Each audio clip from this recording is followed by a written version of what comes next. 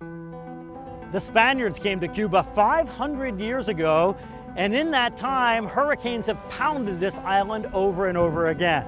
But for the last few decades, the voice and the face of hurricanes in Cuba has been Dr. José Rubiera.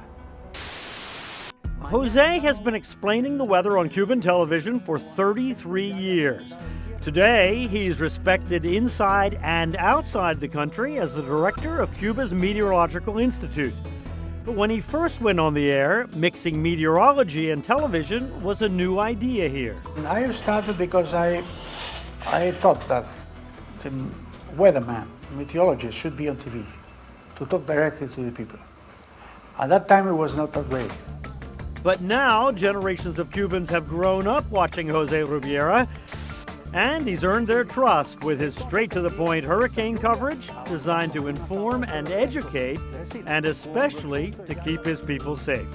We just try to be plain in our words, very clear, concise, and people understand what we say, people knows what they have to do. Jose and his team of meteorologists have a strong relationship with the National Hurricane Center in Miami, sharing critical data when a hurricane threatens. And just downstairs from the modern-day forecast center is data from a different era. Here's hurricane specialist Michael Lowry. Bryan, the more information we can get about storms of the past, the better. Here in the heart of the Cuban meteorological complex known as Casablanca is the country's meteorology archives, full of weather maps with detailed data on hurricanes going back to the early 20th century. I think that there's few nations in our hemisphere, maybe only the United States, have a set of those old books. When these weather maps were drawn by hand, Cuban meteorologists were among the most experienced in the world at forecasting hurricanes, a legacy we benefit from today as we verify our modern science by reanalyzing past storms using this high-quality data. It's fascinating to compare Cuban analyses of the great hurricanes of the first half of the 20th century with those done by the U.S. Weather Bureau.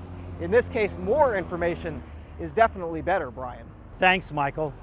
The equipment here in Cuba is not the latest or the fanciest, but the meteorologists we've talked to are very knowledgeable and the science is very sophisticated, which is a good thing because many of the hurricanes that come to the U.S.